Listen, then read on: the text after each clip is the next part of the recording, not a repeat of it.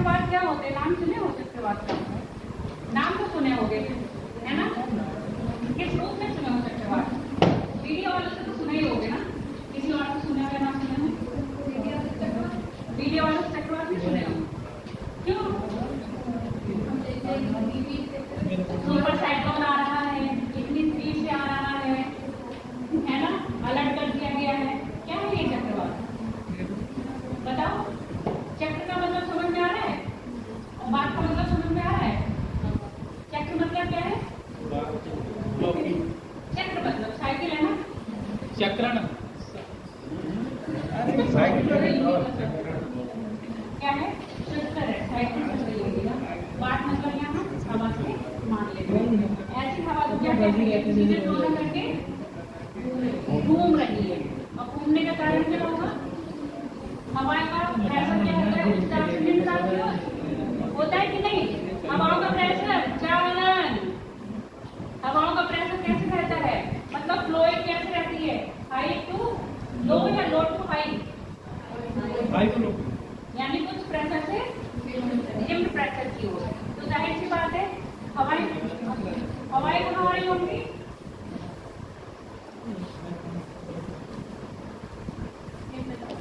निम्न दाब की ओर। इसके बाहर कैसे होगा? उच्च दाब। हवाएं कैसे चल रही होंगी? बाहर से अंदर की तरफ चल रही होंगी कि नहीं? चलती होंगी। अब पहली बात तो क्या कहेंगे?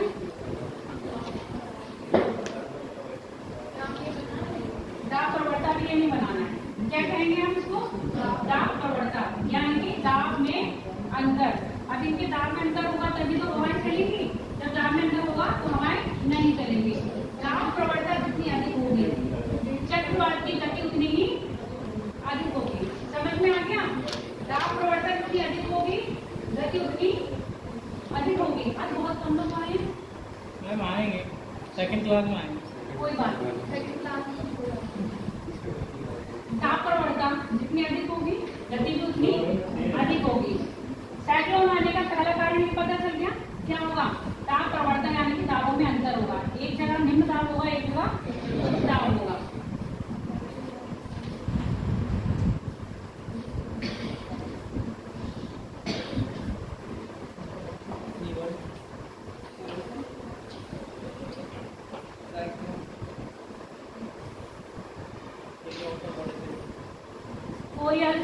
क्या काम करते हैं?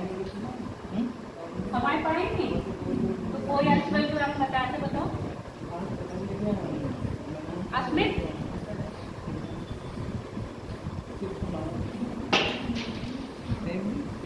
कोई आजकल क्या है?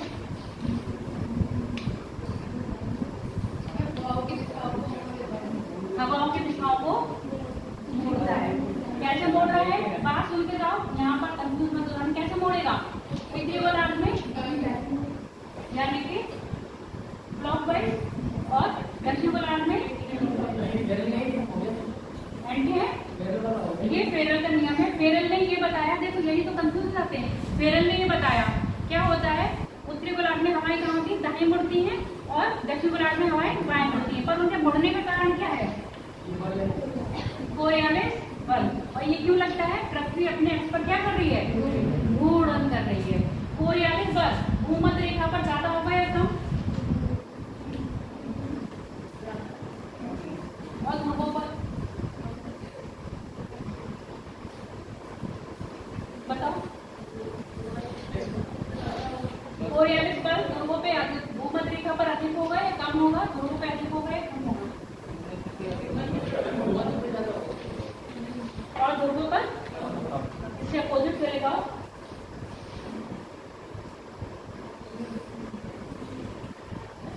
कोरियोलिस बल ध्रुवों पर शून्य होता है। ठीक है, 0 डिग्री से 5 डिग्री के अक्षांश के बीच में ये नहीं पाया जाएगा, जबकि ध्रुवों पर कोरियोलिस बल अधिक होता है। इसी कारण कभी भी भूमध्य रेखा पर आपको चक्रवात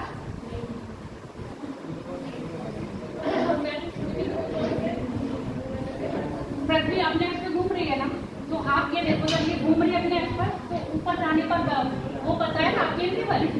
अब केंद्रीय बल क्या बताया था, सेंटर पे मतलब भूमध्य रेखा पर अधिक होगा, और जैसे जैसे कहाँ जाएंगे, ध्रुवों पर जाएंगे, कम होता जाएगा। इसका इफेक्ट बिल्कुल अपोजिट है उससे।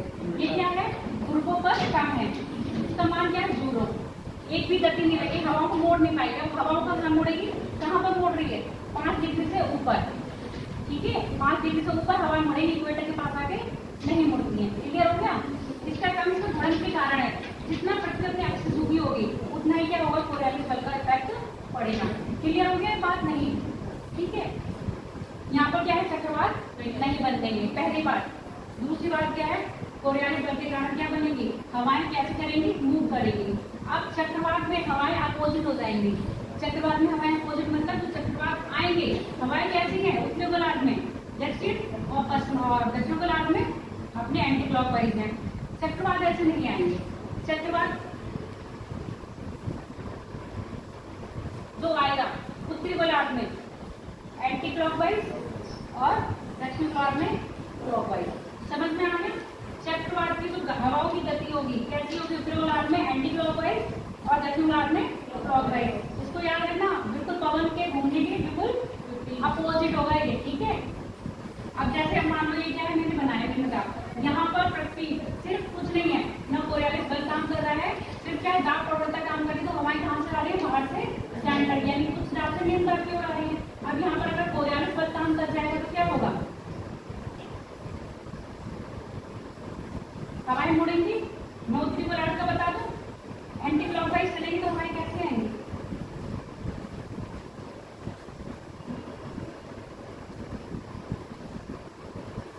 आएंगी कि नहीं आएंगी। हाँ, क्लियर हो गया इतनी बात। कोरियोलिस बल के कारण हवाएं क्या कर रही है, मुड़ रही है। ठीक है। तीसरा बात लिख लो, तीसरा बात हो गया आपका अक्ष पर गुणन। इसका केंद्रीय बल है। हाँ, अब केंद्रीय बल लगा लो।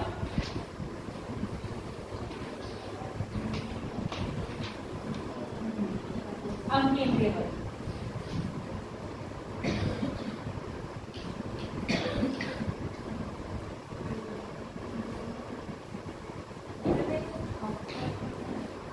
बल क्या करेगा, देखो इसने तो क्या दिए, गति बताइए, दिशा दी है इसने।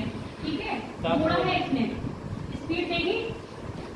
अब केंद्रीय बल, जितना अब केंद्रीय बल अधिक होगा उतनी क्या होगी, पवनों की स्पीड तेज होगी। क्लियर होगी बात। ये क्या है, गति की शीघ्रता। ओ शीघ्रता क्या, तीव्रता को बताएगा।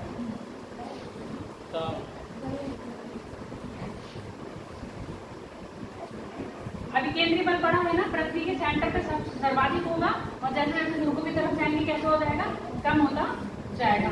ये 3 कारण है जिससे क्या होगा, आपके चक्रवात की उत्पत्ति होती है। पहला कारण हो गया दाब प्रवणता, दूसरा हो गया कोरियोलिस बल, तीसरा हो गया केंद्रीय बल। दाब प्रवणता क्या कर रहा है, गति यानी कि पानी के फ्लो को, पानी के को, हवा के फ्लो को क्या दे रहा है, एक दिशा दे रहा है। कोरियोलिस बल उसको मोड़ रहा है, और तीव्रता उसको गति दे रही है। क्लियर हो गया। और दाब प्रवणता जितनी अधिक होगी उतने ही अधिक स्पीड से क्या आएंगे, आपके चक्रवात आएंगे, मतलब पवनें चलेंगी। हाँ, क्या हो गया, नहीं, हवाओं के अपोजिट होगा। जैसे हवाएं मैंने दक्षिण गोलार्ध में बताई, दाहिने मुड़ेंगे, चक्रवात दक्षिण गोलार्ध में एंटी क्लॉकवाइज आएंगे। ठीक है, हवाओं की जो गति होगी एंटी क्लॉकवाइज हो जाएगी। हाँ, अपोजिट हो जाएगा चक्रवात की अवस्था में। चित्त बनवा दूं, ये लिख लो, फिर चित्त बनवा दो।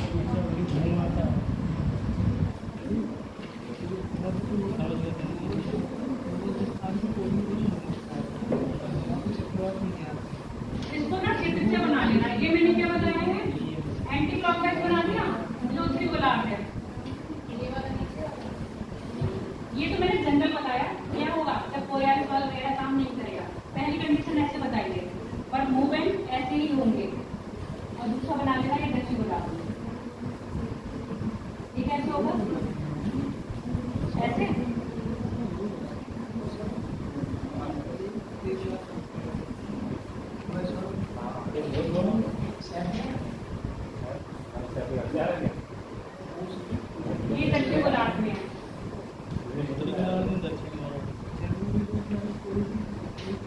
ये पॉइंट याद रखना।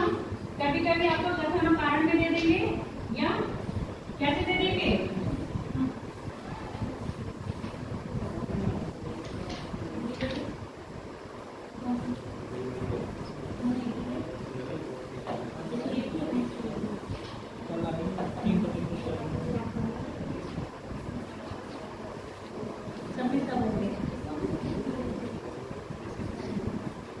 मैं आपको एक बुक से नहीं पढ़ा रही हूँ, आपको बहुत सी बुक पढ़ा रही हूँ,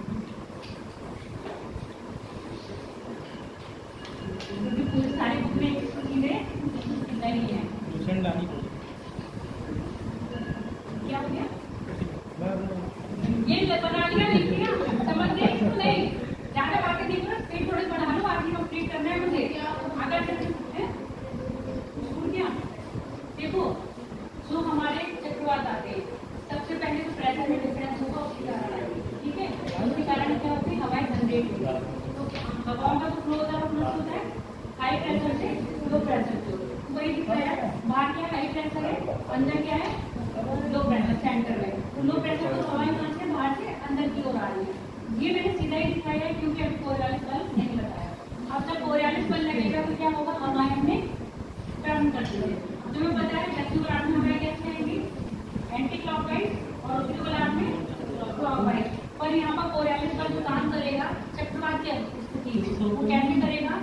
उत्तरी गोलार्ध में एंटी क्लॉकवाइज आएंगे और दक्षिण गोलार्ध में क्लॉकवाइज आएंगे। समझ में आ गया? एंटी क्लॉकवाइज आएंगे और यहाँ क्लॉकवाइज चलेंगे। भूमध्य रेखा पर कोरियोलिस बल काम नहीं करता है, इसका मान क्या होगा? जीरो। जीरो मान होने के कारण कोरियोलिस भूमध्य रेखा में कभी भी साइक्लोन नहीं बनते। कहाँ से बनेंगे? 0 डिग्री से 5 में नहीं बनेंगे, 5 डिग्री से ऊपर आके बनेंगे, ठीक है? और क्या ध्रुवों पर, चारों ध्रुवों में बन जाएंगे क्या? मुझे ये बताओ, एकदम ध्रुवों पे साइक्लोन मिलेंगे? यहाँ पर मैंने कहा ना कोरियोलिस बल का मान ध्रुवों पे ज्यादा हो जाता है। अब ये बताओ ध्रुवों पे मिल जाएंगे क्या चक्रवात? नहीं, क्यों नहीं मिलेंगे बताओ? ये थोड़ा समय आधारित क्वेश्चन है, कभी कभी पूछे जाते हैं। क्यों नहीं मिलेंगे ध्रुवों पर? ध्रुवों पे चक्रवात नहीं पाए जाते, कारण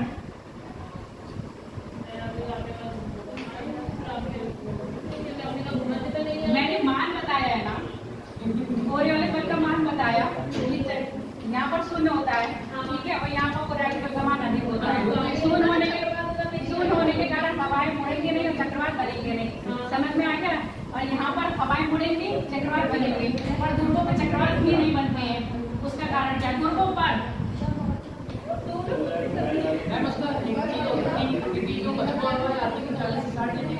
बताओ, ध्रुवों पे चक्रवात क्यों नहीं बनेंगे? उच्च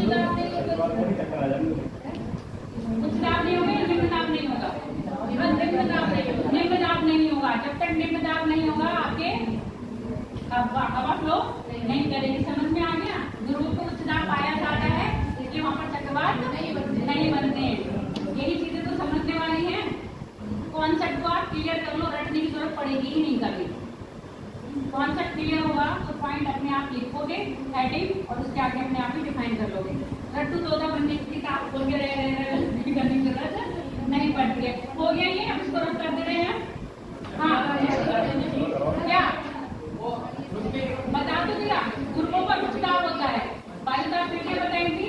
ध्रुवों पर उच्च दाब होता है और आपके चक्रवात तब बनेंगे जब निम्न दाब की स्थिति होगी। निम्न दाब है ना, निम्न दाब बनेगा तो हवाएं कहाँ आएंगी? उच्च दाब से निम्न दाब की ओर आती है। अभी केंद्रीय बल की बात करते हैं, सेंट्रीफ्यूगल फोर्स की। सुन लो, ये क्या करेगी?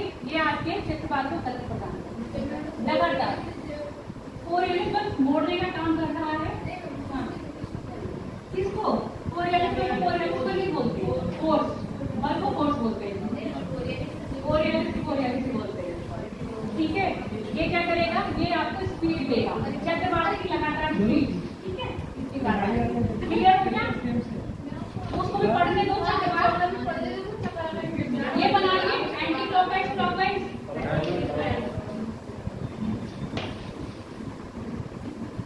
अब देखो चक्रवात बनेंगे कब? जब टेम्परेचर कितना होगा?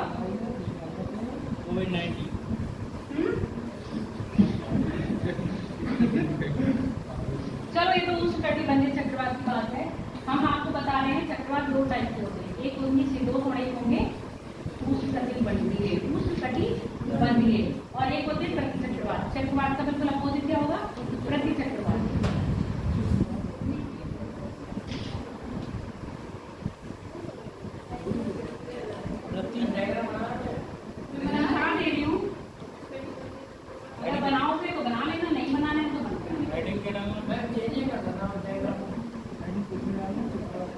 अभी मैं चेंज नहीं कर रही हूँ। इसमें क्या मैम 2 कौन से वाला है? कटिबंधीय और उष्णकटिबंधीय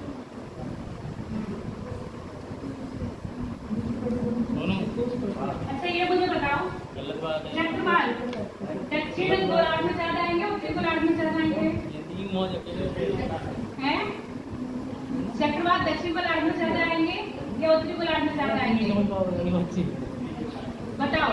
जो पहले से पढ़े हुए हैं, लगातार आज तक क्लास ले रहे हैं और क्लास ध्यान से सुनी होगी, मन से पढ़े होंगे, तो जरूर इसका आंसर दे पाएंगे। क्या क्या मैम क्या बोला? मैंने ये कहा उत्तरी गोलार्ध में ज्यादा चक्रवात आएंगे, दक्षिण गोलार्ध में ज्यादा चक्रवात आएंगे।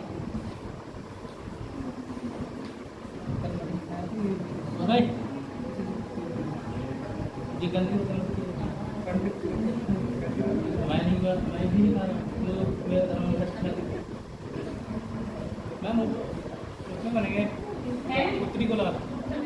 उत्तरी गोलार्ध में क्यों?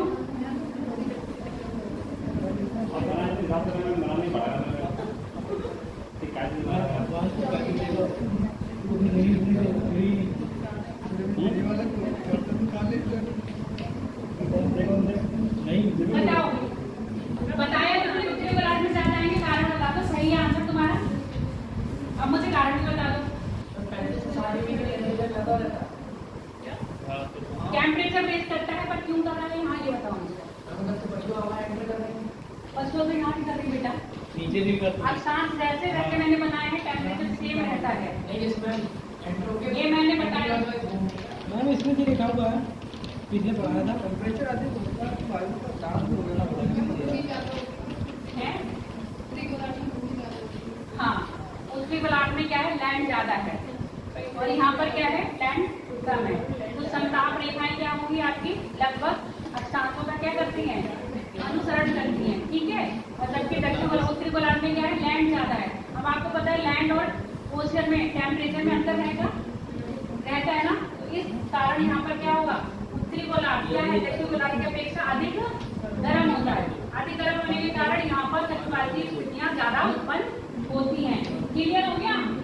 ये सारे पॉइंट अपने दिमाग में बैठा लो। ये क्या है? अंडरस्टैंडिंग बेस है, कौन से टॉपिक से रिलेटेड था, कहाँ पर आके आपका फिट हुआ है, ये बना लो। अब मैंने क्या है? 2 तरह से बनाया ना, चक्रवात 2 तरह के हैं। एक है आपका शीतोष्ण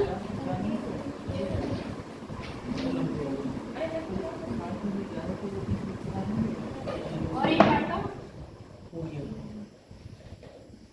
कैमरा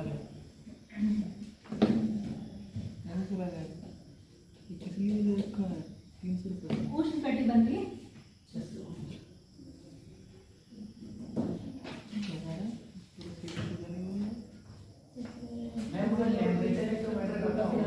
टेम्परेचर ही तो मैटर करा है। दक्षिण गोलार्ध मतलब उत्तरी गोलार्ध, सागरों में तो चक्रवात उठेंगे यहाँ से, पर टेम्परेचर तो ज्यादा हाई होगा दक्षिण गोलार्ध की अपेक्षा उत्तरी गोलार्ध में ज्यादा हाई है। जो कंडीशन बनती है ना, वो उत्तरी गोलार्ध में ज्यादा बनती है, दक्षिण गोलार्ध में कम बनती है।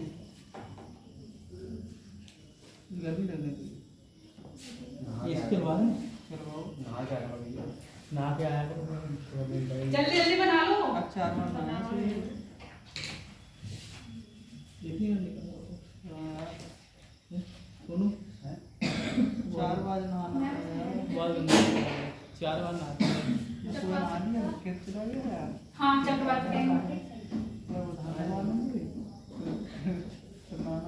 चक्रवात का प्रकार। जल्दी जल्दी बना लो, नहाने की बातें बाद में कर लेना।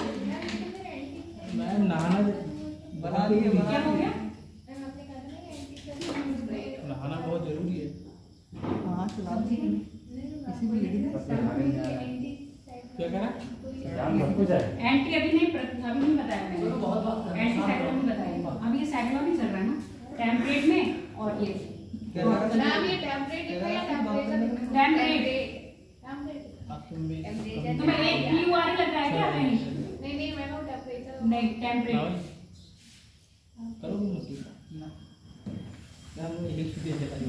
जल्दी जल्दी बना लो बेटा, आज ये पूरा टॉपिक मुझे खत्म करना है।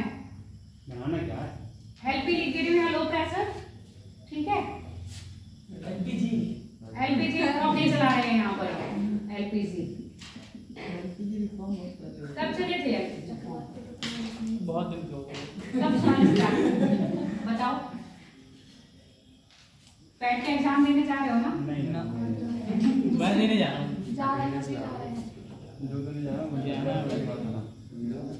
इसी बहाने घूम तो आऊंगा मैं कहीं। वैसे तो जाने नहीं देंगे घर वाले, लेकिन अल्लाह कोचिंग चला जाए बस।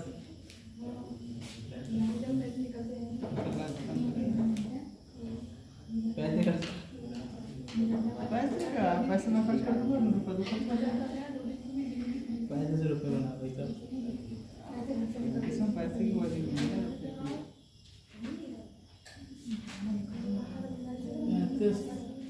दीपावली के आसपास में नहीं अगर चला गया तो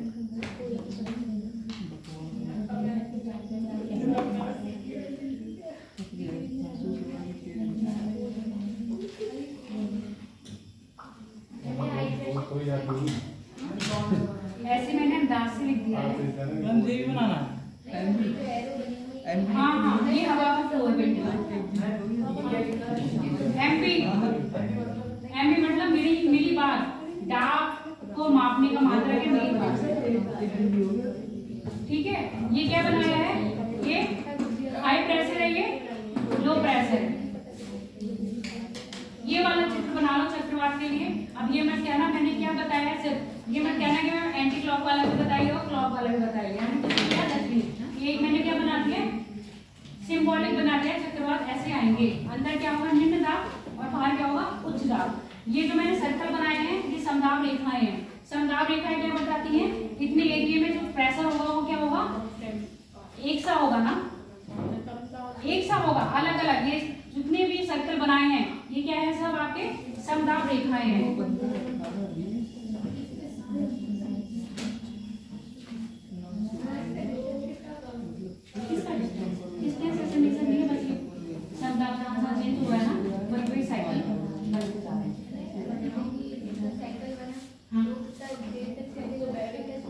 इसका कैसे निकाला जाएगा, कितनी देर तक चलेगा, ये इसका बताएंगे कि जब खत्म होगा चक्रवात तभी।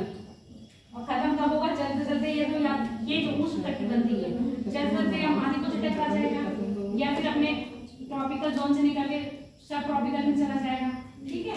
तब ये खत्म होगा। या इसके ऊपर से कुछ जेट धारा निकल आएगी। जेट धारा इसके ऊपर से फ्लो करेगी तो इसके ऊपर की हवा को क्या ले जाएगी? अपने साथ बहाकर ले जाएगी। तो क्या होगा?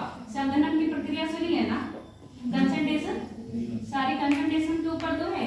आज यहाँ पर पूरी बुक उसमें पढ़ लोगे आप। हो गया? बना लिया ना सब? जल्दी जल्दी बनाओ। चक्रवात का ये पूरा स्वरूप बना दिया, बन गया ना।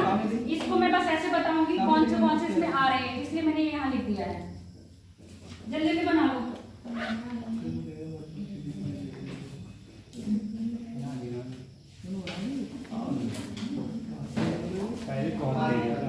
बहुत स्पीड में बनाया करो, सोनू की स्पीड सही है। ये देखो कितनी अच्छे से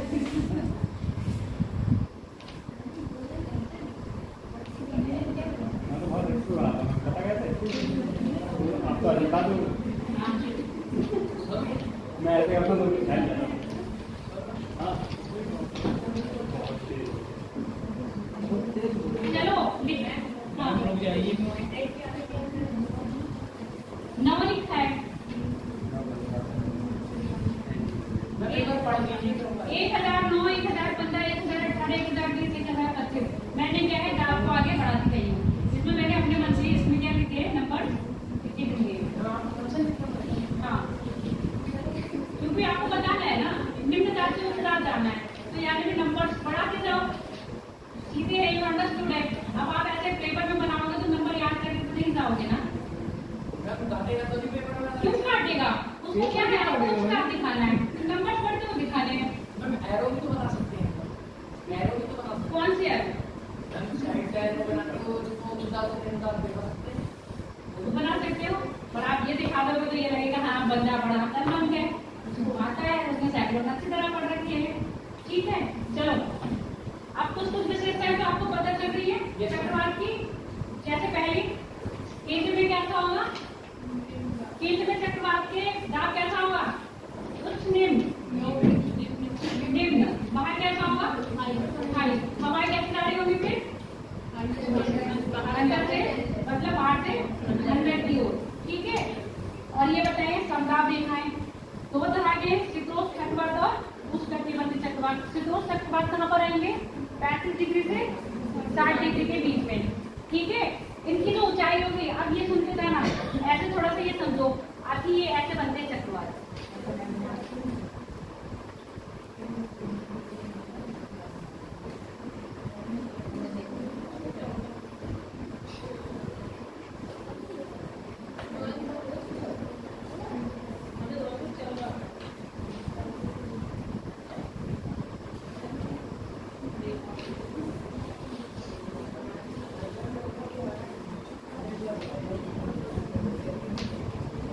ये मैंने हवाएं बनाई है, हवाएं कहाँ जा रही है, हाई प्रेशर से लो प्रेशर की ओर में। जैसे ही लो प्रेशर में आती है हवाएं क्या हो जाएंगी, गर्म हो जाती है, हो रही गर्म, और गर्म होकर वो क्या कर रही है, ऊपर उठ रही है। तो वही बनाया, गर्म होकर हवाएं ऊपर उठेंगी।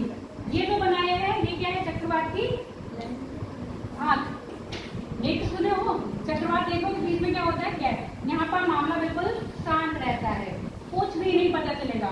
अगर आपके इसके बीच में खड़े रखें और चारों तरफ इतना आंधी तूफान आ रहा होगा, इतनी आंधी चल रही होगी, हवाएं इतनी तेज चल रही होंगी कि अगर बंदा हवाएं लगभग में मान के चल रही हूँ तो उस कटिबंधीय चक्रवात में सबसे ज्यादा तेज चलती है, 800 किलोमीटर प्रति घंटे की रफ्तार तक से चलती है हवाएं। अब आप ये सोचो, आप इतनी तेज हवा में रुक पाओगे, और आप यहाँ खड़े हो तो रुके रहोगे, आपको पता ही नहीं पहुंचेंगे कैसे। मैं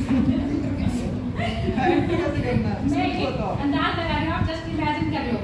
ठीक है, आपके आसपास दुनिया क्या हो रही है, निकलती जा रही है पड़ाव के अंदर, तो यहाँ पर ना ही बादल बनेंगे ना ही वर्षा होगी। जितने भी बादल बनेंगे सब आपके नेत्र, मतलब नेत्र क्या कह रहे हैं, इसकी आंख कौन सी है, चक्रवात की आंख के साइड बनेंगे। अब हवाएं क्या हो रही है, ऐसे आएंगी, गर्म होंगी, हवाएं ऊपर उठेंगी। फिर क्या होता है, हवाएं गर्म होकर उठती ऊपर, वाष्पीकरण हो रहा है, वाष्पीकरण होने के बाद फिर क्या हो रहा है, संघनन, है ना। वाष्पीकरण में हवाएं क्या कर रही है, जल को वाष्प के रूप में ले रही है, और टेम्परेचर कैसा हो रहा है, हाई हो रहा है ना। अब जो हाई टेम्परेचर में, सुनते जाना बेटा, हाई टेम्परेचर में जो वाष्प बनी, तो इसने अपना टेम्परेचर मेंटेन करके रखा होगा ना, तभी तो ये वाष्प रूप में रह पाई होगी, है ना। अब जब इसको क्या करना होगा, तो अपना टेम्परेचर को क्या करना पड़ेगा, डाउन करना पड़ेगा। जो इसने अपना टेम्परेचर मेंटेन करके रखा था, इसलिए जल से वाष्प बनने में, अब वो वाष्प से जल बनने में क्या करेगी, उसी टेम्परेचर को यूज करेगी, खुद करेगी ना। तो ये खुद से अपने टेम्परेचर को यूज करें, उसको हम क्या कह रहे हैं,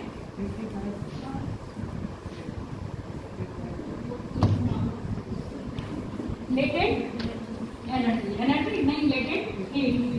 लेटेंट हीट क्या रहेगा, समझ में आ गया।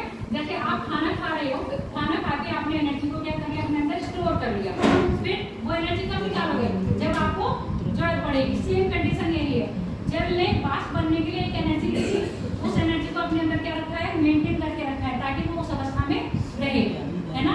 अगर उसको मेंटेन नहीं करके रखेगी तो अवस्था से क्या हो जाएगी, बिगड़ जाएगी ना। तो यही की बात है। अब जब ये जल बनेगा, संघनन होगा, जल बनाएगा, तो क्या करेगा, अपने उसी टेम्परेचर को क्या करेगी, डाउन करेगी। डाउन करने के लिए उसको किसकी आवश्यकता पड़ेगी, गुप्त ऊष्मा की। जैसे ही गुप्त ऊष्मा निकालेगी, यहाँ का टेम्परेचर और कैसा होता जाएगा, बढ़ता जाएगा, बढ़ता जाएगा। तो हवाएं और क्या होंगी, और तेज से आएंगी, और तेज से आएंगी, जब तक यहाँ का प्रेशर कम नहीं होगा, यानी कि जब तक आपका गुप्त ऊष्मा की प्रोसेस कम नहीं होगी, जब तक आपका चक्रवात खत्म नहीं होगा, जब तक बनता ही रहेगा, तब तक निम्न प्रेशर की स्थिति यहाँ बनी रहेगी, आपके चक्रवात आते रहेंगे। क्लियर हो गया या नहीं, इतनी बात ये समझ में आया। ऊपर से ऐसे दिख रहा है और नीचे से ऐसे होगा। अब यहाँ पर शीतोष्ण की बात कर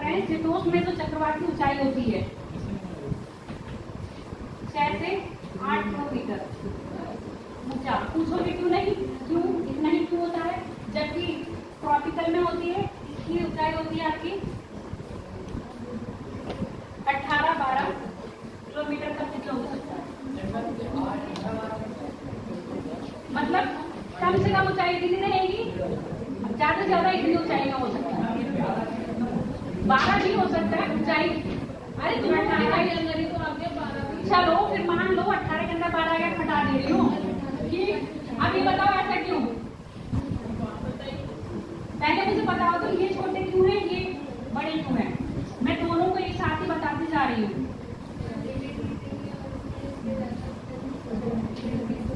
लेटेंट हीट, सिर्फ लेटेंट हीट हो सकती है यहाँ पर, जितने भी आपके चक्रवात बन रहे हैं कहाँ बन रहे हैं,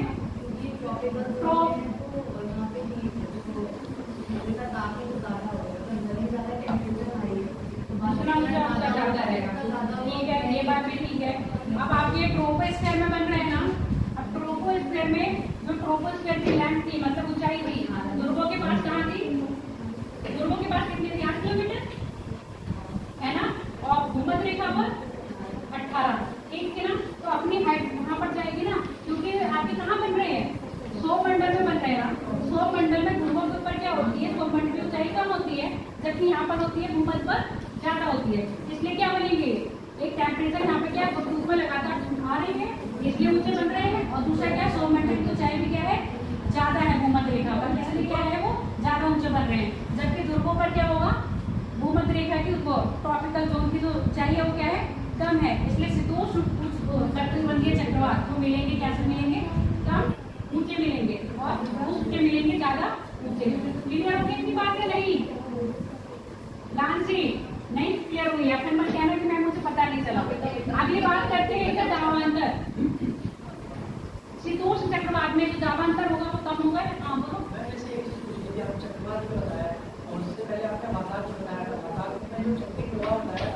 वातावरण का इस पर है, अब सुन लो मेरी बात, जो वातावरण की बात कर रहे हो वो अभी मैं यहाँ पर तुम लोगों को इन दोनों की डिफरेंस बता रही हूँ, फिर सेपरेट पढ़ाऊंगी। इसकी उत्पत्ति का कारण क्या है, इसकी उत्पत्ति का कारण है वातावरण, इसकी उत्पत्ति का कारण है आपकी,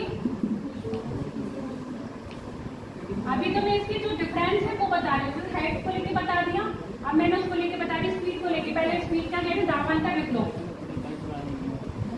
दावांतर का मतलब समझ में आ रहा है आपको, चक्रवात में मतलब अंदर का दाब और बाहर का दाब दोनों से क्या करेंगे, मिनिमम और मैक्सिमम से डिवाइड करेंगे और निकाल देंगे, तो जो इसका दावांतर होता है 10 से 20 MB, इसका दावांतर कितना होता है 10 से 20 MB, जबकि उष्ण कटिबंध का जो दावांतर होता है 80 से 120 MB तक हो सकता है। अब ये बताओ दावांतर कहाँ ज्यादा है कहाँ कम है, शीतोष्ण में ज्यादा है या उष्ण कटिबंधीय में ज्यादा है, उष्ण कटिबंधीय में ज्यादा है, तो सबसे ज्यादा तेज हवाएं कहाँ चलेंगी, इसमें चलेंगी, इसमें लगभग आपकी 80 से 100 किलोमीटर इतनी ही चलती है, ये भी मैंने ज्यादा बताया, इतने किलोमीटर की रफ्तार चलेंगी, जबकि इसकी क्या चलेंगी 120 तो सुना ही है आपने, 600 और 800 किलोमीटर प्रति घंटे की रफ्तार से भी चल सकती है। समझ में आ गया, इसकी ऊंचाई क्या है ज्यादा है, इसकी ऊंचाई कम है, पर क्षेत्रफल में ये सबसे ज्यादा है और ये कम है। क्षेत्रफल मतलब समझ रहे हो, जो ऊपर की चौड़ाई होगी वो उसकी 5 लाख वर्ग किलोमीटर, और जबकि इसकी क्या होगी सिर्फ हजारों में होगी, 2000 हो सकती, 3000 हो सकती, 4000 वर्ग किलोमीटर, ये लाखों में जाएगी। ये उस कटिबंधीय चक्रवात सिर्फ समुद्रों में आएंगे, और जबकि शीतोष्ण कटिबंधीय चक्रवात किसमें आएंगे, आपके दोनों में ही आएंगे, दोनों मतलब दोनों का मतलब लैंड में भी और सागर में भी, उत्पत्ति का क्षेत्र सागर होगा।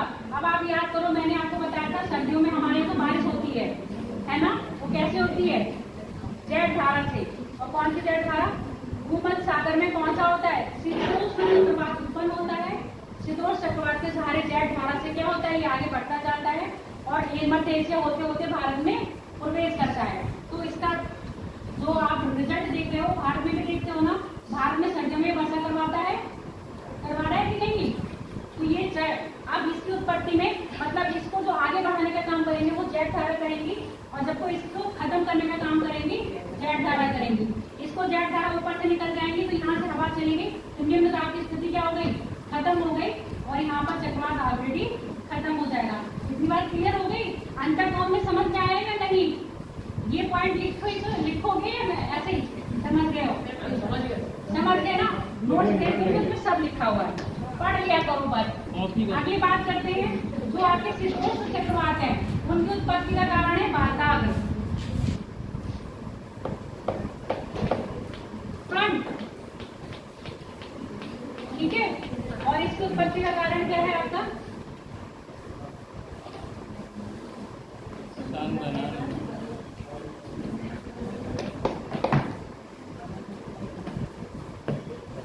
समझ में आ गया?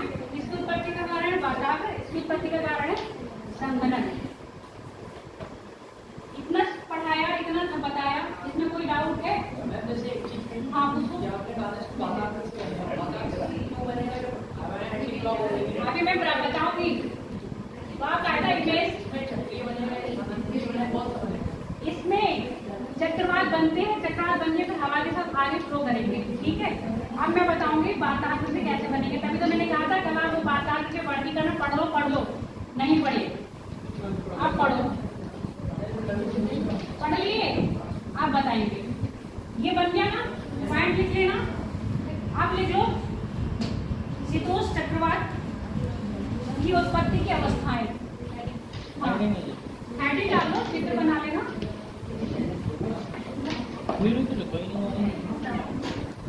थ्योरी नहीं लिखवाओगे तुम लोग, लिखने की स्पीड तुम्हारी अच्छी नहीं है। समझा तो नहीं हूँ क्या? उसकी 8 किलोमीटर 6 से 8 किलोमीटर का रहेगा मिनिमम 6 और मैक्सिमम 8 से ज्यादा नहीं हो सकता, ठीक है।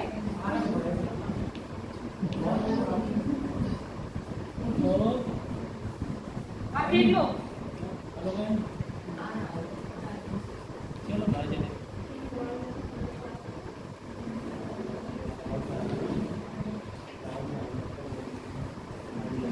अश्विन, तुमने पढ़ी थी? बताओ हेडिंग क्या बोला मैं?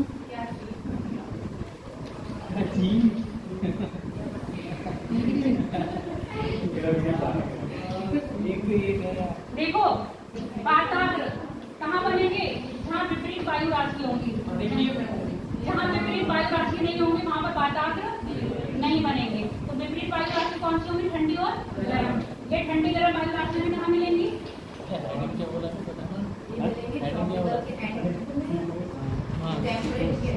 टेम्परेट और ट्रॉपिकल में ना मिलेंगी, या हम उसको क्या कहते हैं सब ट्रॉपिकल में और आके वर्ल्ड और सब टेम्परेट में मिल जाएंगी कि नहीं मिल जाएंगे? क्योंकि ध्रुवों के पास तो एक ही तरह की हवाएं चल रही होंगी। कौन सी चल रही होंगी? वो ठंडी चल रही होंगी, तो वहाँ वातावरण बनने की संभावना है ही नहीं। तो ये जो ऊपर हवाएं होंगी वो कौन सी होंगी? पूर्वा। कैसी होंगी? पूर्वा होंगी ना। और ये कैसी होंगी? पश्चिम पूर्वा। तुम अभी व्यापारिक पब्लिक की बात कर रही हो ना, वो ट्रॉपिकल जोन में चलेगी, ये शीतोष्ण में चला रही। पूर्वा तुम्हें किसी लड़की का नाम लग रहा है? अच्छा सॉरी, ठीक है। तो वो पूर्वी, ठीक। अब ये देखो जो हवाएं जहाँ चल रही हैं ज्यादा आक्रामक कहाँ होंगी? इधर ही होंगी, उसके बिल्कुल लास्ट में जाके होंगे। अब ये मेरी बात सुन लो, कि यहाँ से चलेंगी तो यहाँ पर ज्यादा आक्रामक होंगी, ये यहाँ चलेंगे तो यहाँ ज्यादा आक्रामक होंगी, ठीक है। अब क्योंकि ये ठंडी हवाएं है तो इसको शीत वायु कहेंगे हम, और ये गर्म है तो इसको कहेंगे। अब यहाँ पर वाताग्र बनेगा। ये हवा इधर प्रेशर देखी, पहली स्थिति ये है। अपने अपने फोन में जरा इसकी खोल लो कंडीशंस। पीडीएफ में ये बेटा कल भेजा है, देखो। पढ़ा? नहीं पढ़ा? फोन चलाने का टाइम है पर पढ़ने का टाइम नहीं। मैम आपने होमवर्क दिया था, वो क्या था ना? होमवर्क तो मैंने कहा 2 दिन में आपके पास करने के लिए नेक्स्ट क्लास होगी तो मैं चेक करूँगी। कल आए हो तो कोई बात नहीं, मैं दिखा हाथ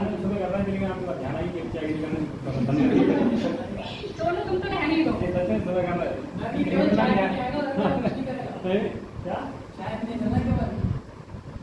हाँ ऐसे भी तो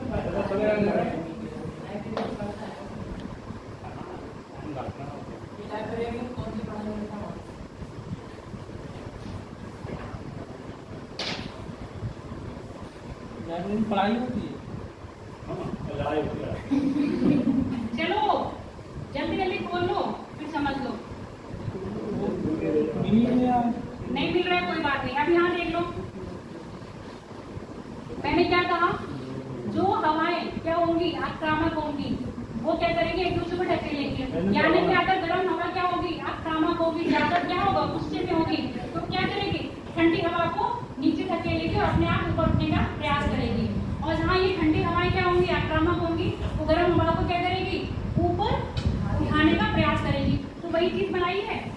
ये क्या हुआ, ये यहाँ उठेगी, इसको ऊपर उठाने का कोशिश करेगी, शीत हवा नीचे जाके इसको दबाने का प्रयास करेगी और अपने आप उठने का करेगी, प्रयास करेगी। ठीक है, पहली स्थिति ये है, देखते जाओ। तुम कह रहे थे ना बी आकार में, और हाँ शीतोष्ण जो बनेंगे चक्रवात वो बी आकार के बनेंगे, जो उष्णकटिबंधीय बनेंगे वो ओ आकार में बनेंगे। क्लियर हो क्या?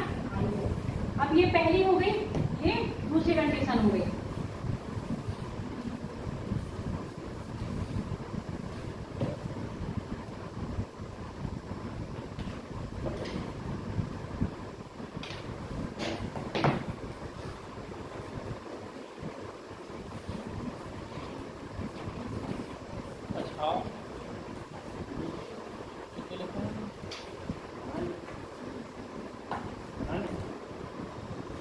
बना दूंगी तो समझ लेना।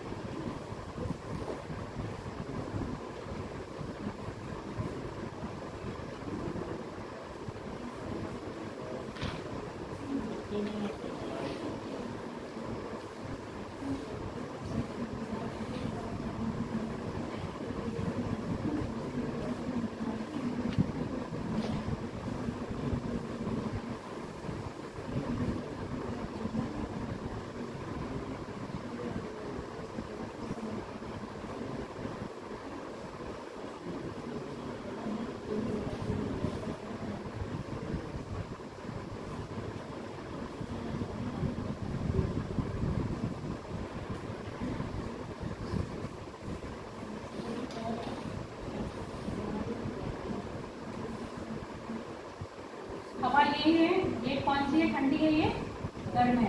और ये कौन सा बनेगा आपका, उष्ण, और ये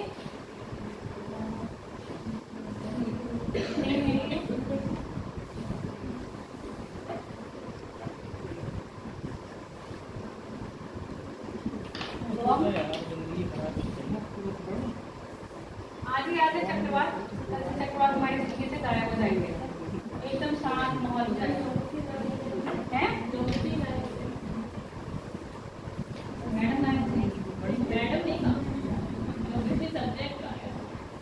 चलो ये बना ली, मैं समझाती हूँ इसके लिए।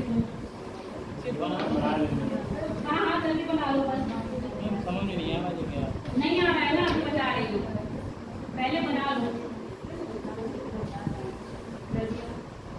First, second, third, fourth, fifth,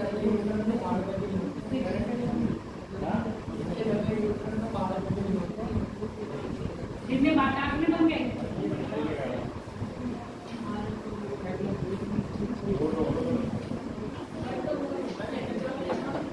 नीचे वाला ठंडी हवा और गर्म हवा मिक्स हो गई। जब ये हवा यहाँ पर मिक्स हो गई है तो चक्रवात का क्या हो गया है, अंत। पांचवी कंडीशन के बाद चक्रवात क्या होने लगता है, खत्म। चौथी कंडीशन में चक्रवात क्या होता है, अपनी युवा अवस्था में होता है।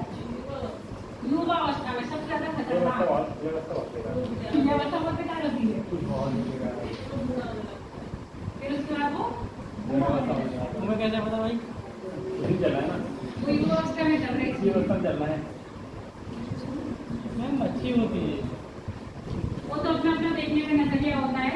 युवा अवस्था एक ऐसी अवस्था है जिसमें आप वो चीजें प्राप्त कर सकते हो तो आप शहाना वैसा नहीं होता, मेजोरिटी नहीं होती है। वैसा नहीं होता है, ये तो कल कहने की बात। काल पे बात है। नहीं बेटा, ये पता है जब समय निकलता है ना तब हमें समझ में आता है। ये बताइए। हाँ, 6 अवस्थाएं हैं। 6 की अवस्था मैंने बताई है। मेनली 2 बुक्स मैंने देखी, एक में 5 है, एक में 6 है। तो मोस्टली क्या है, 6ठी अवस्था में खत्म हो जा रहा है, इसको काउंट नहीं करते, खत्म होना है यहाँ पे क्वेश्चन। पहली, दूसरी, तीसरी, चौथी, 5वीं, 6ठी मैंने ये हटा दिया था ना जब बोल दिया।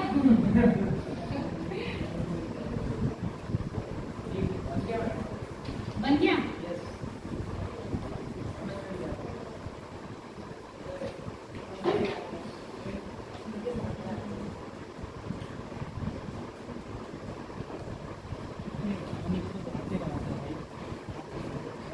ठीक, चलो अब समझ लो। पहली स्टैटिक अवस्था है, यानी कि शिशु अवस्था। जब बच्चा छोटा होता है तो कैसा होता है, असहाय होता है ना, कुछ नहीं कर सकता। फिर बच्चा थोड़ा सा बड़ा होता है तो आप उस घर का सामान देते करने लगता है ना। तो यहाँ पर हम इसको बच्चे की तरह ही समझ रहे हैं, ये अभी बच्चा छोटा है। तो यहाँ पर सिर्फ हवाएं क्या है, अपने से मतलब रख रही है, अभी इतनी तेज नहीं हुई है। तो ये अपनी दिशा में जा रही है, अपने में जा रही है। जब क्या होंगी, आक्रामक हो जाएंगी। क्या होगा, आक्रामक होगी। तो ये क्या करेगा, ये गर्म हवा को धकेलेगी। किस साइड धकेलेगी ये बताओ।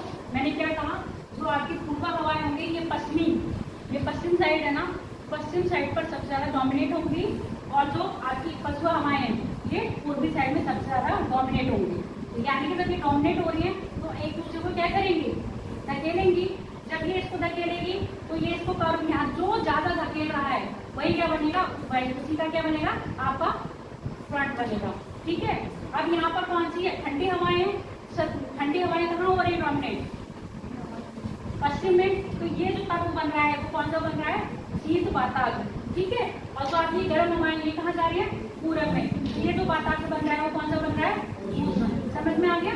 ये इसको प्रेशराइज करेंगी, इसको प्रेशराइज करेंगे। जब प्रेशराइज करेंगी तो जो अभी आपका वातावरण कैसा था, एकदम स्टेबल था, सीधा था, अब वो कैसा हो गया, थोड़ा सा मूव कर गया।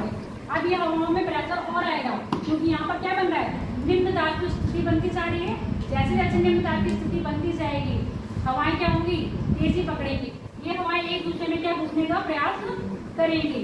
अब इन्होंने क्या करा, और तेजी पकड़ी, इसमें इसको और डोमिनेट करना शुरू करा। गर्म हवाएं कहाँ जाने की कोशिश कर रही है, ठंडी हवाओं के पास जाने की कोशिश कर रही है, और ये इसको इधर धकेलने की कोशिश कर रहे हैं। तो ये क्या हो रहा है, और ज्यादा तिरछा हो रहा है। धीरे धीरे क्या होगा, जैसे जैसे ताप बढ़ता जाएगा, इनकी डोमिनेशन पावर क्या होती जाएगी, बढ़ती जाएगी। जब ये बढ़ रही है, इतनी बढ़ जाएगी कि हवाओं का प्रेशर क्या हो जाएगा, तेज हो जाएगा। और मैंने क्या कहा, यहाँ पर हवाएं कितनी स्पीड में चल रही होंगी, लगभग 800 में। तो उष्णकटिबंधीय बात है, यहाँ बात कर रहे हैं शीतोष्ण की।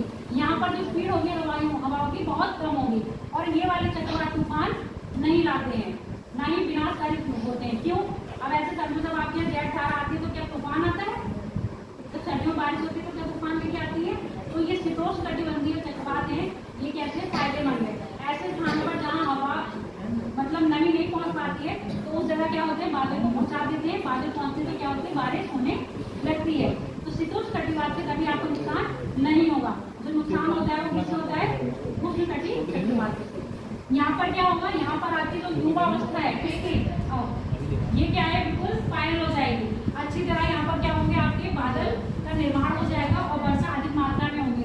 वहां मैंने बताया था जो आपका नेट है वहां पर वर्षा नहीं होगी, है ना, उस कटिबंधीय चक्रवात में। पर यहाँ पर सबसे ज्यादा कहाँ होगी, इसके सेंटर पे वर्षा होगी। सबसे ज्यादा बारिश कहाँ होगी, इसके सेंटर पे होगी। दोनों में डिफरेंस याद करते रहना।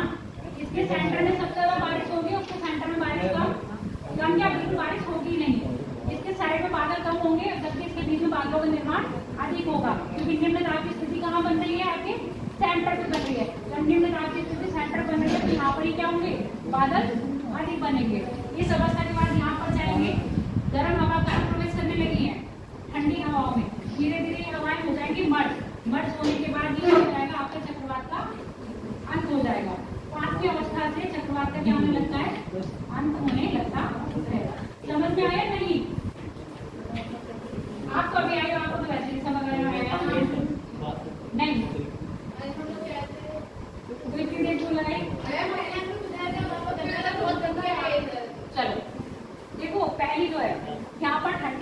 ठंडी और गर्म वायु राशि पर पढ़ाएंगे, ठंडी वायु राशि और गर्म वायु राशि।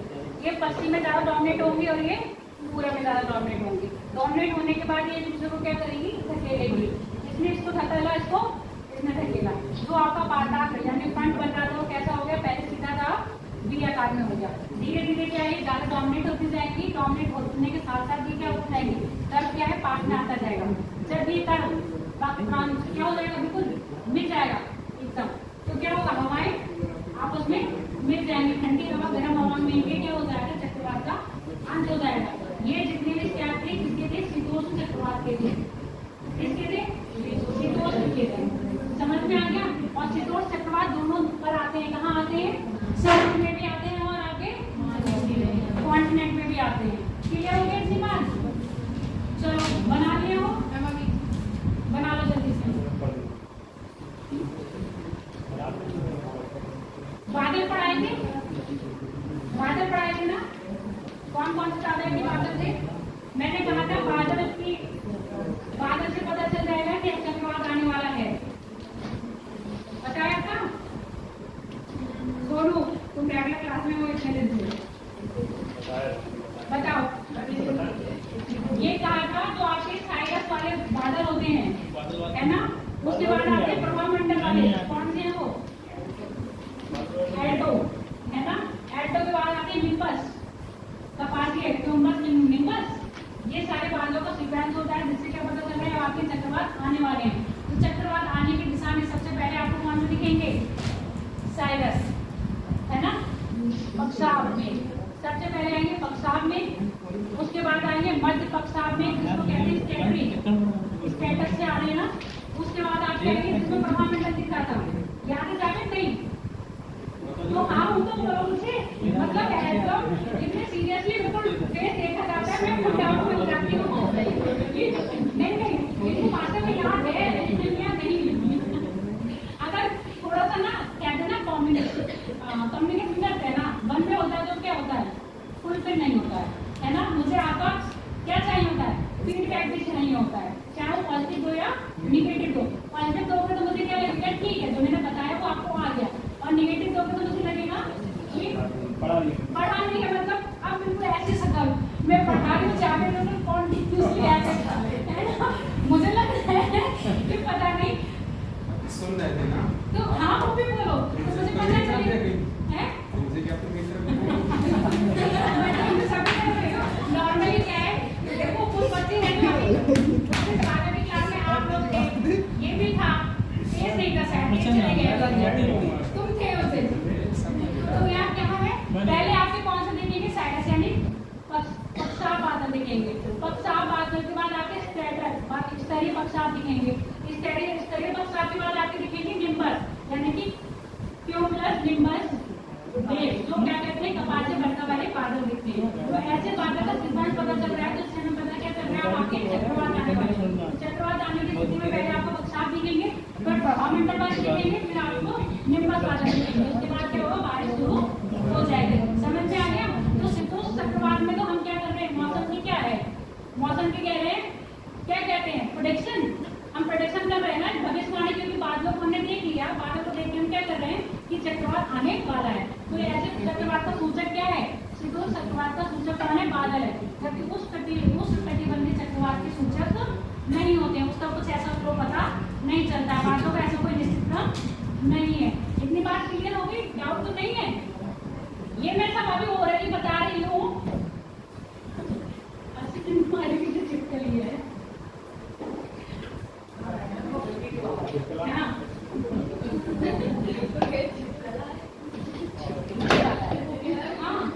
कोई दिक्कत नहीं है, हवा ऐसी मैंने डोमिनेशन का बता दिया ना, ठीक है, इतना क्लियर हो गया। अब आप डालो अपने हेडिंग में कौन सा क्वेश्चन इसमें तो कोई डाउट नहीं है, आगे भी कोई डाउट हो तो पूछ लो। चक्रवात कितने होंगे, नाम क्या है तुम्हारा, मैं भूल गई, कल मुझे नाम याद था, अनमोल। कोई डाउट नहीं, आपको पहली बार है और पड़ोस में आपके अनमोल के पड़ोस में आपको क्लियर है, जरूर नाम क्या है, क्लियर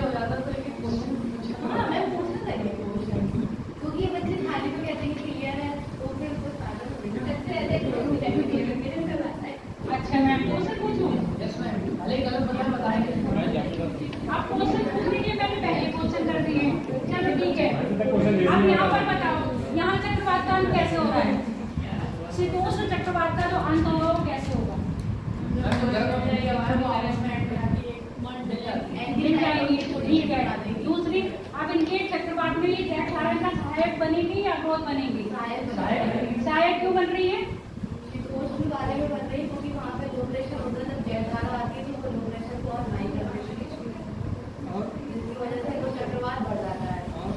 किसमें?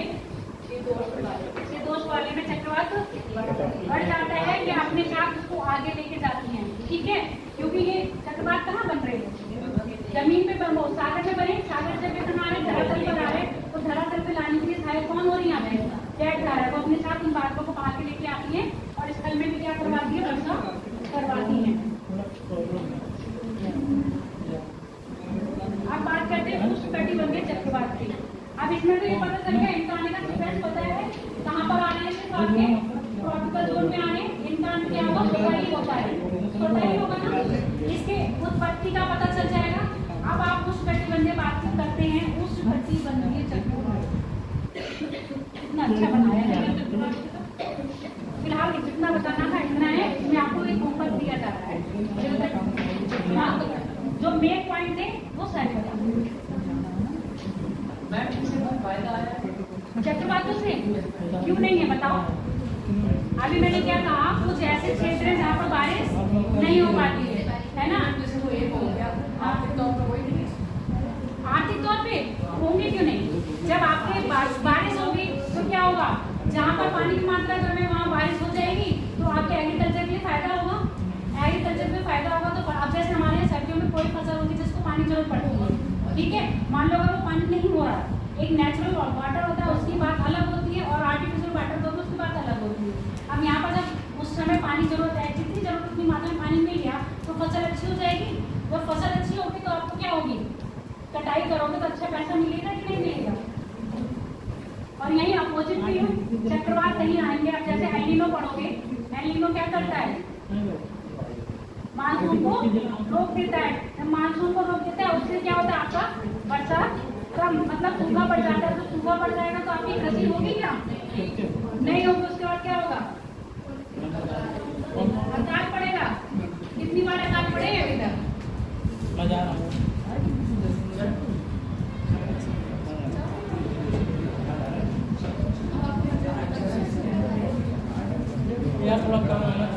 देखो इनकी उत्पत्ति, हाँ आपने आर्टिफिशियल जो जल बताया वो कौन सा होता है? आर्टिफिशियल जल के मतलब जो हम लोग नलकूपों वगैरह से दे ही रहे हैं, तो वो तो भूमिगत जल हो गया। अरे भूमिगत जल हो गया। आर्टिफिशियल तो एक नेचुरल हो गया, बारिश हो रही है। एक और जमीन से निकाल के आर्टिफिशियल ये कह रही हूँ मैं, नेचुरल तो आप बारिश नहीं करवा रहे ना। अरे आर्टिफिशियल सिस्टम। देखो चलो अब मैंने देखो यहाँ प्रोसेस समझ लो। ITC सुन रखा है ना? ITC इसका हमारे जीवन में बहुत महत्व है। ये ना हो तो हमारे जीवन क्या है? संभव नहीं, जीवन संभव नहीं है। रोटी कपड़ा मकान के बाद धरती पर रहने के लिए सबसे ज्यादा उष्णकटिबंधीय चक्रवात के लिए विभिन्न तरह की स्थिति पैदा कर रहा है। वो क्या कर रहा है? ITC सेट कर रहा है, ठीक है। उष्णकटिबंधीय चक्रवात कहाँ आएंगे? यहाँ पर सागर का तल। सुनते जाओ बेटा, समझ लो कितना टेम्परेचर होगा? 27 डिग्री 27 डिग्री सेल्सियस। और कहीं ऐसे दे रखा होगा 26 या 25, तो आप कहोगे इससे ऊपर, ठीक है। एवरेज क्या है? 27 डिग्री सेंटीग्रेड। किसी भी सागर का तापमान जब इतना होगा तब क्या होगा? आपके ट्रॉपिकल साइक्लोन आएंगे। और निम्न ताप की स्थिति कौन पैदा करेगा? ITC jet. अब ITC जेट कैसा होता है? मूव करता है या स्टेबल है? कैसे कैसे मूव कर रहा है?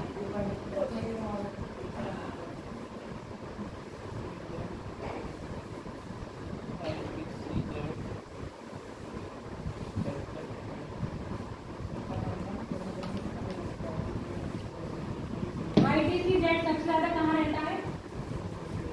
सबसे ज्यादा कहाँ रहेगा? सबसे ज्यादा कहाँ रहेगा? इक्वेटर पे रहेगा। इक्वेटर पे रहेगा। इक्वेटर पे टेम्परेचर वैसे भी क्या होता है? सबसे ज्यादा हाई हो रहा है। हाई हो रहा है मतलब टेम्परेचर इससे ज्यादा होगा तो चक्रवात नहीं बनेगी। एक क्या है? एक आइडियल सिचुएशन होनी चाहिए ना किसी भी चीज के लिए।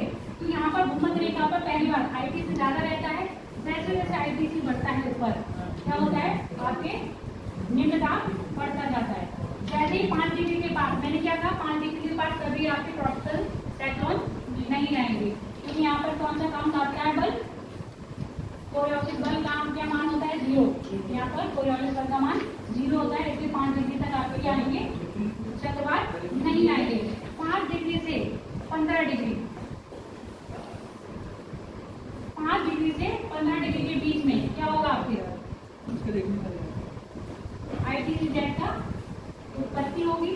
अब ITC-Z की उत्पत्ति होने के साथ निम्न ताप बन जाएगा। अब ये समझ लो यहाँ पर जैसे ITC-Z बना दिया, ठीक है। अब यहाँ पर क्या है, निम्न ताप की स्थिति उत्पन्न हो रही है। यहाँ पर पानी का कोई भंवर बन गया, क्या बन रहा है, पानी का भंवर। आप लोग सिंक में भंवर बनाते हो पानी की, बचपन में बनाए कि नहीं, पानी भरा और उसको ड्रेन करने के लिए फिर ऐसे ऐसे ऐसे राउंडेड पानी जाता है, तो पानी राउंडेड जाता है तो बीच में क्या होता है, बीच में भी पानी दिखता है, कैसे दिखता है पानी, राउंडेड पानी जाएगा ऐसे ऐसे फ्लो करेगा ना, ऐसे फ्लो करता जाता है, मतलब बीच में गैप रहता है, बीच में पानी नहीं जाता है। सेम यहाँ पर है, भंवर है, पानी क्या है, एंटर करके गिरता जा रहा है, गिरता जा रहा है, भंवर बन गई। अब ये भंवर धीरे धीरे कहाँ जाएगी, ITC-Z में एंटर करेगी। जैसे ही ITC-Z में एंटर करेगी, दाब कैसा हो जाएगा, उच्च हो जाएगा या निम्न। जैसे ही ये भंवर धीरे धीरे क्या हो गई, ITC-Z में एंटर करेगी, दाब उच्च हो जाएगा या निम्न। नकल के लिए भी अकल चाहिए, अब यहाँ लिखा हुआ है ITC-Z क्या है, निम्न दाब है। देख के निकाल देना,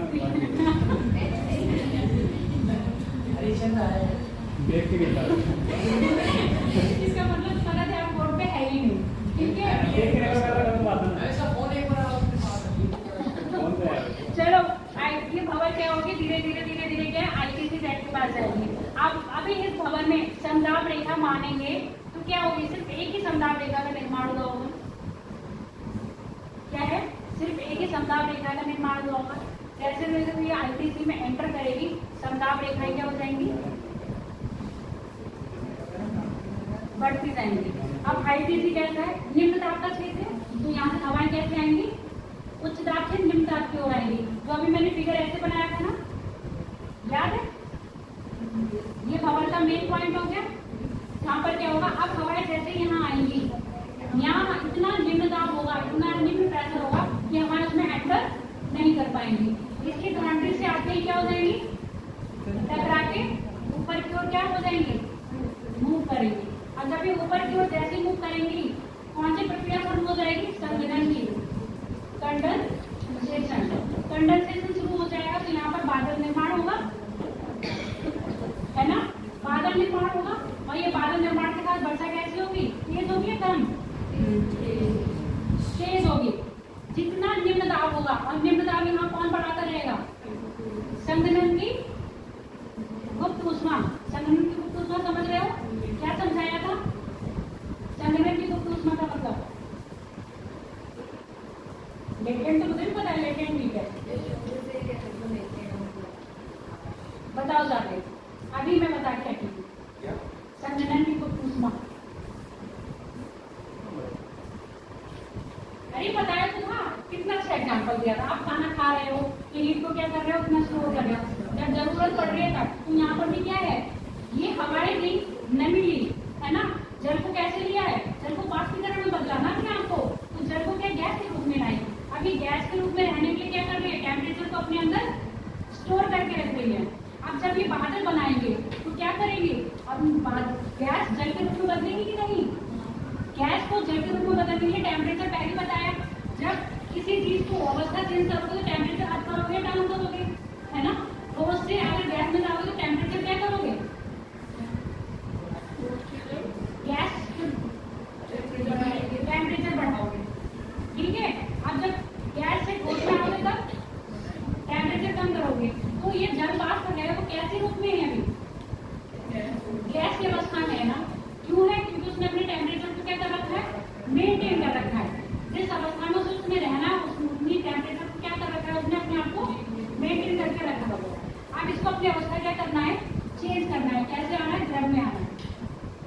तो द्रव में आने के लिए क्या करेंगे, अपना टेम्परेचर कम करेंगे। और ये अपना टेम्परेचर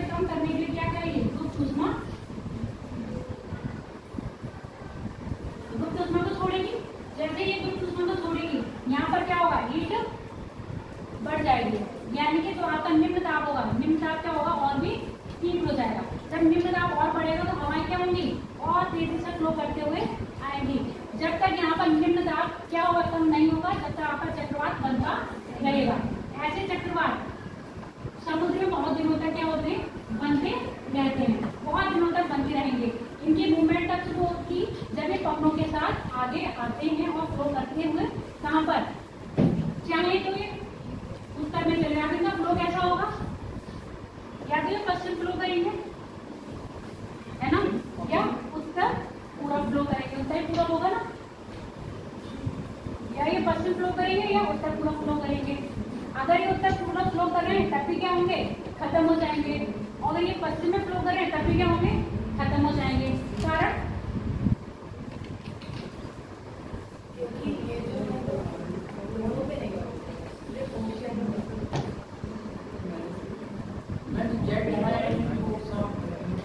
जेट झाड़ा तो अभी दूसरी बात है, अभी इनका स्वतः ही विखंडन जो होगा वो या तो ऊपर जाएंगे या ये नीचे जाएंगे।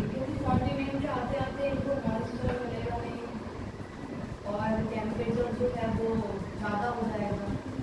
जब ओशियन से ये लोग मॉइस्चर आए मतलब मॉइस्चर ले लेते हैं, फिर वहाँ बनते हैं। ठीक, जैसे जैसे क्या होगा, ये धरातल पर आएंगे, क्या होगा, इनका वाष्पीकरण कम होता जाएगा और निम्न दाब की स्थिति भी क्या हो जाएगी, खत्म होती जाएगी, मौसम भी खत्म हो जाएगा, निम्न दाब भी खत्म हो जाएगा, और जैसे ही तटीय क्षेत्रों में आएंगे उससे टकरा के स्वतः क्या हो जाएंगे, नष्ट हो जाएंगे। अगर ये उत्तर से पूरा बढ़ रहे हैं तो यानी कि अपने जोन को क्या कर रहे हैं, चेंज। अब यहाँ पर कौन सा आ रहा है, सब ट्रॉपिकल आ जाएगा, सब ट्रॉपिकल आ गया, सब ट्रॉपिकल में भी एंटर कर जाएंगे, तब भी क्या हो जाएंगे, नष्ट हो जाएंगे, क्योंकि वहाँ पर टेम्परेचर क्या हो जाएगा, कम। अब इनका टेम्परेचर तो इतना ही चाहिए ना, अगर इसे टेम्परेचर कम या ज़्यादा हुआ तो ये क्या हो जाएंगे, खत्म हो जाएंगे। अब ये मुझे बताओ, हमेशा महासागरों में पश्चिम में ही, सुनते जाना, महासागर में पश्चिम में ही क्यों आते हैं चक्रवात?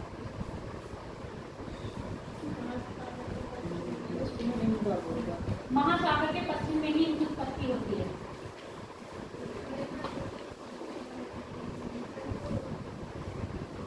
वहाँ पर टेम्परेचर जो होता है वो ईस्ट से ज़्यादा गर्म हो जाता है, 27 डिग्री से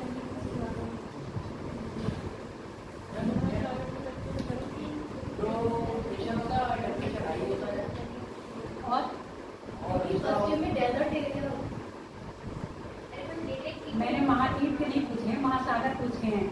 लैंग्वेज ध्यान रखो, मैं कह रही हूँ महासागरों के जो ओशन है उसके क्या है, पश्चिम में ही आपके चक्रवात बनेंगे, उस तटीवर्ती चक्रवात। कारण बता दो मुझे पहले। पानी जल्दी कम हो जाता है। पानी तो उसका ही क्यों गर्म हो रहा है, पानी तो अगर समुद्र में गर्म जो आइसोथर्मल आपकी लाइन है वो तो सेम है ना, ओशन के लिए तो सेम रहेंगी, तो टेम्परेचर उतने पर सेम होना चाहिए, पर यहाँ पश्चिम में ही क्यों आ रहे हैं? इस तरह के क्वेश्चन पूछे जाते हैं, बताओ यहाँ पश्चिम में ही क्यों आ रहे हैं, बताओ अस्मित।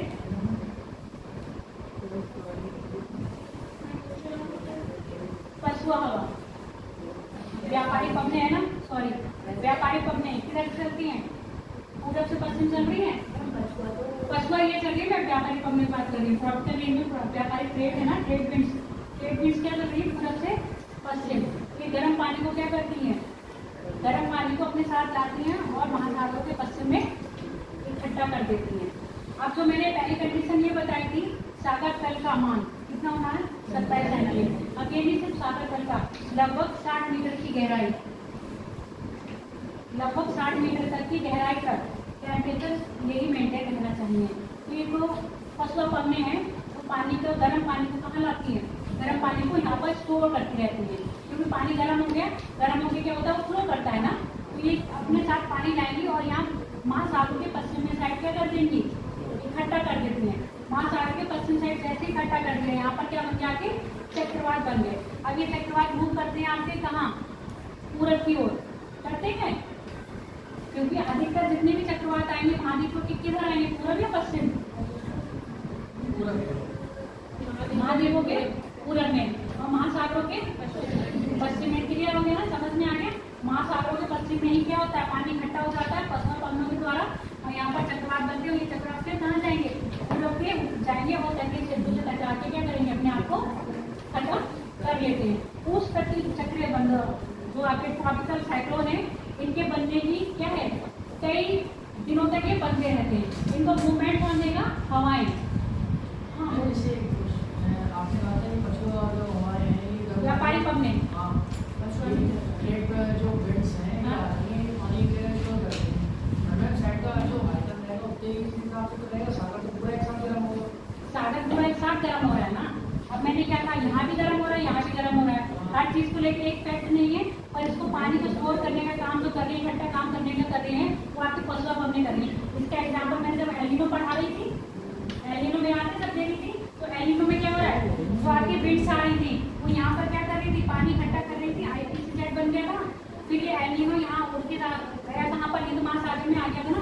यही गर्म पानी धाराएं चल रही थी, कौन सी आपकी टेट विंड्स चल रही थी, एंटी क्लॉकवाइज चल रही है, यहाँ से गर्म पानी इकट्ठा करके कहाँ लाई थी, यहाँ लाके इकट्ठा कर दिया था ना आईपीसी जेट के पास, क्योंकि यहाँ नहीं दबाव बन रहा था, यहाँ पर पानी सागर ले आई थी।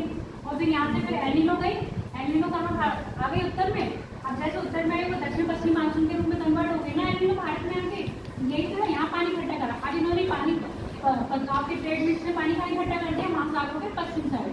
अब यहाँ पर आपकी वो स्थिति बनती जा रही है, कौन सी, चक्रवात जो बना सकती है। अब चक्रवात यहाँ बन रहे हैं, पर इनको गति कौन दे रहा है, इनको गति देगी हवाएं। हवाएं जब गति देंगी तो ये आगे बढ़ते जाएंगे। ऐसे कभी कभी सुनते हो ना कि चक्रवात उत्पन्न हो रहा है, कभी कभी न्यूज में सुना होगा चक्रवात उत्पन्न हो रहा है। फिर कहते हैं आगे चक्रवात उत्पन्न हुआ है, फिर वहाँ उत्पन्न रहा है, अब ये धीरे धीरे कहाँ बढ़ रहा है, तटों की ओर बढ़ रहा है। तो हो सकता है, अब ये हो सकता है कि बनने में टाइम लगा, जैसे अब इसके अवस्था में बताइए, धीरे धीरे धीरे धीरे क्या बनता है, पहले बबर बनेगी, बबर के साथ आईटीसी में आएगा, आईटीसी के बाद धीरे धीरे में संताप रेखा मतलब निम्नताप बढ़ता जाएगा और पबने आते जाएंगे। तो ये क्या होगा, ये अपना ज्यादा रूप ले लेगा, हाइट में इनकी ज्यादा होगी, ज्यादा रूप ले लिया। अब धीरे धीरे हवा के साथ क्या करेगा, फ्लो करके, चाहे ये ऊपर जाए चाहे वो पूरब में जाए, फ्लो करके आपके छत के साथ आ जाएगा। अब मेरा एक क्वेश्चन यहाँ पर भूल गया, अब ये बताओ चक्रवात हमेशा बाद में ही क्यों आते हैं, मतलब गर्मी खत्म हो रही होती तब आते हैं चक्रवात, अगस्त सितंबर के टाइम पर आएंगे।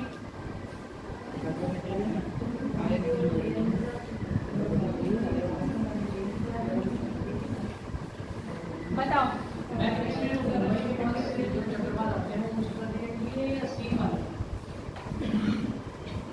उस तट के बाद आएंगे, वो तो अपवाद है। अधिकतर पूरब में आते हैं, जो मुंबई तट और गुजरात तट पर आते हैं वो अपवाद है। इसी तरह अपवाद को हिंदी में क्या बोलेंगे, असम्पशंस नहीं कहेंगे, असम्पशंस को बोलते हैं अज्यूम कर लो, मान लो।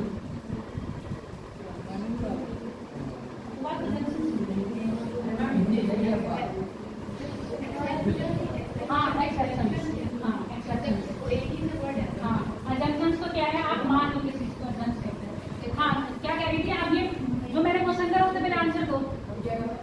यही तो करा, चक्रवात हमेशा गर्मियां जाने के बाद ही क्यों आते हैं,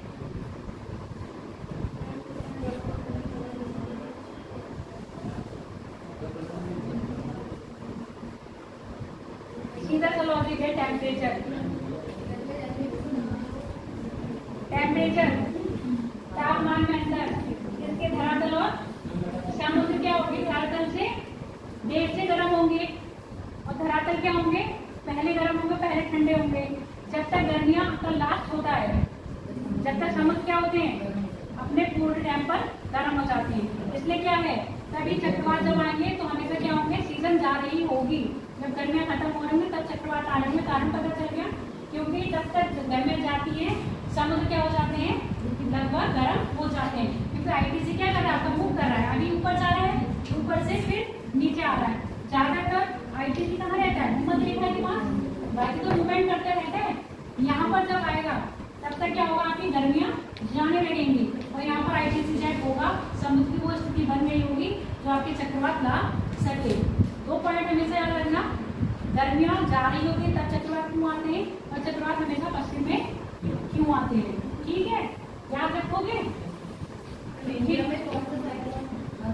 में साइक्लोन, इंडिया अब साइक्लोन ही कहा जाता है, जैसे आपके अमेरिका में हरिकेन कहते हैं, जापान चीन में टाइफून कहते हैं, ऑस्ट्रेलिया में बिली बिली कहते हैं, इसी के क्या है, इसी के ये नाम है।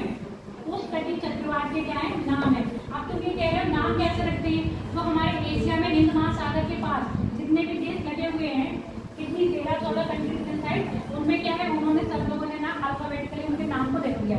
जैसे किसी कंट्री का नाम ए से पहले है तो उसका नाम होगा ए, फिर बी सी, अल्फाबेटिकली उन्होंने नाम रख दिए। अब ये लोग क्या करते हैं, वन बाय वन अपने नाम देते हैं। हिंद महासागर में जितने भी चक्रवात आते हैं उनको हम नॉर्मली साइक्लोन कहते हैं, और ये देश क्या करते हैं, उनको अपना नाम दे देते हैं। भारत में ज्यादा आते कौन उस तरह के चक्रवात आते हैं। मैं ये पूछा था उसने ये नहीं पूछा था, यही पूछा था। अच्छा, साइक्लोन कौन से आते हैं, यही वाले साइक्लोन आते हैं। ठीक, अब इन साइक्लोन के नाम है, मैंने क्या बताया, अमेरिका में क्या है, हरिकेन है, और ऑस्ट्रेलिया में बिलिबिली है, चीन जापान फिलीपींस में टाइफून है। इन्हीं उस तटीय चक्रवातों को नाम दिया गया है। अब भारत में सुनते हो नाम दे देते हैं, फलाना भी कौन सा आया था, अरे अभी जो नाम, क्या नाम दिया था, गुजरात में नहीं, अभी हाँ गुजरात का नहीं, टाइफून आया था, और अभी इसमें भी आया था बंगाल में, बंगाल में क्या आया था, अभी सुपरसोनिक भी आया था, सुपर साइक्लोन। ये नाम दिए जाते हैं, ये नाम कैसे देशों के नाम में दिए जाते हैं ना।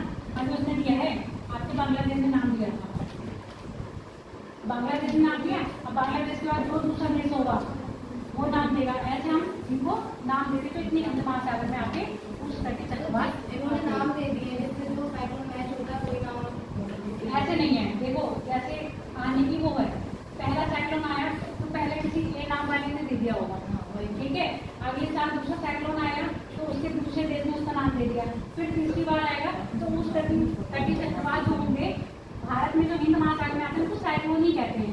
फिर इन साइक्लोन को अलग अलग नाम दे रहे हैं उनके अलग अलग कंट्रीज, ठीक है, और वो कैसे दे रहे हैं, वन बाय वन, लड़ाई ना हो, आपका नंबर पहले, दूसरा नंबर आपका है, तीसरा नंबर आपका है, चौथा नंबर आपका है, पांचवा आपका है, फिर जब पूरा नंबर कंप्लीट हो जाएगा फिर पहला नंबर आपका है, फिर दूसरा नंबर आपका है, ऐसे क्या दिए जाएंगे, इन चक्रवातों को नाम दिए जाएंगे। क्लियर हो गया, ये प्रोसेस समझ में आ गया, इसका प्रोसेस मेन था। प्रोसेस कैसे है, किस पर बनेंगे, आगे संगठन की गुप्त ऊष्मा पर इनका निर्माण होगा।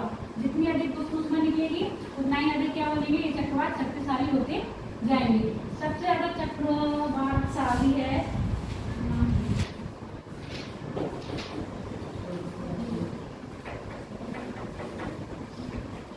टार्नेडो,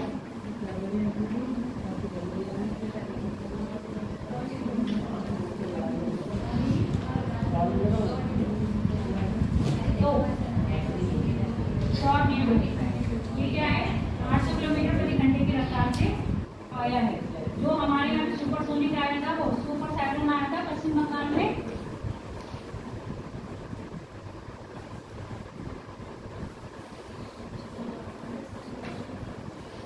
जो 25 किलोमीटर प्रति घंटे की रफ्तार से आया था।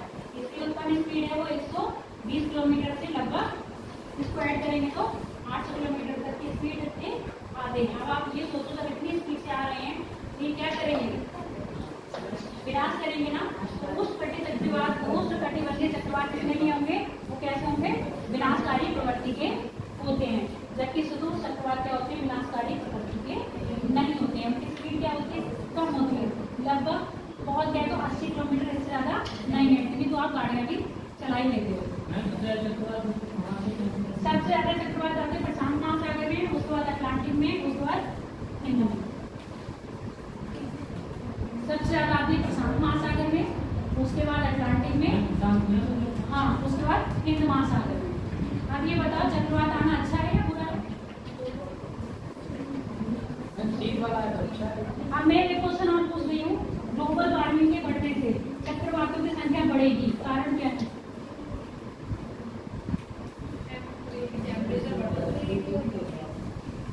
मैंने कहा चक्रवातों की संख्या बढ़ेगी, ग्लोबल वार्मिंग के होने से चक्रवातों की संख्या बढ़ेगी, क्यों? सुनो,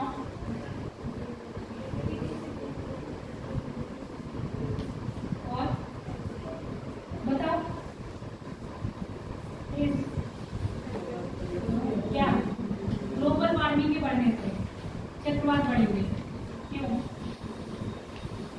कारण है कि टेम्परेचर बढ़ेगा, हाँ। उसमें दाब में गिरावट हो जाएगी, इसके बाद चक्रवात की और जो साधन है हाँ। वो अधिक गर्म बढ़ने लगेगी हाँ भूमि की अपेक्षा। इसके लिए जो गर्म हवाएं हैं तो भूमि की तरफ जाएंगी, भूमि के पास अधिक आने लगेगी। और ये हमारे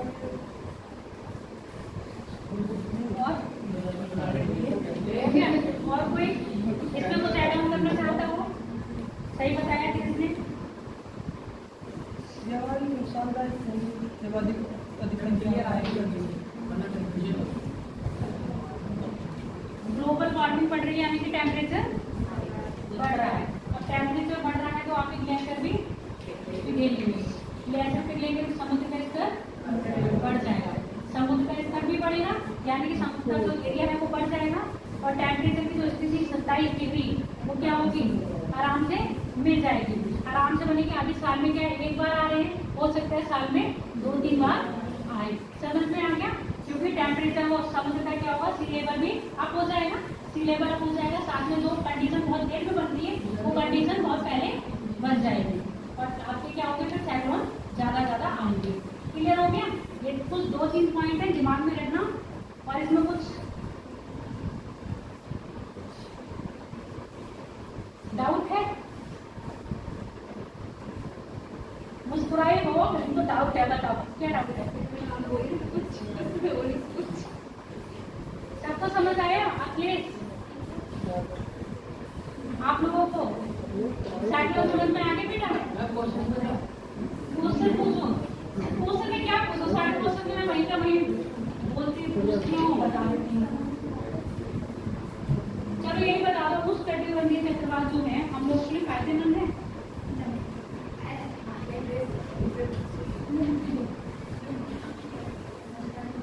चलो बताओ, अगर जिसको आता है वो अपने हाथ, चलो ट्राई करो हाथ, छोटे बच्चों की तरह।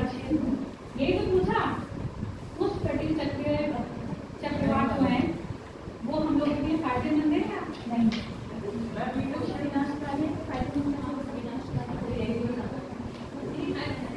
हर चीज विनाशकारी हो सकती तो फायदेमंद भी तो हो सकती है।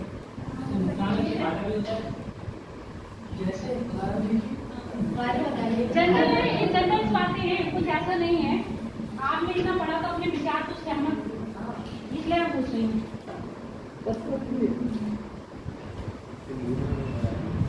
बताओ ना, फायदा है कुछ इससे? नहीं, जावेद आप बताइए।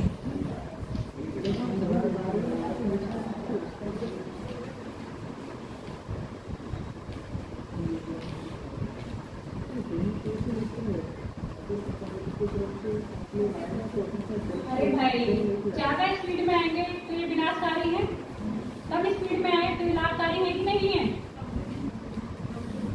कैसे लाभकारी है?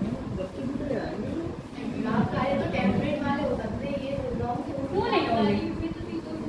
इसमें आपको पता है, आपके मौसम विभाग ने पिक्चर्स बनाई है, लगभग 6 टाइप की पिक्चर बनाई है, हाँ, जिसमें कैटेगरी में इनको डिवाइड कर रखा है। क्या कर रहा है? कैटेगरी में डिवाइड कर रखा है।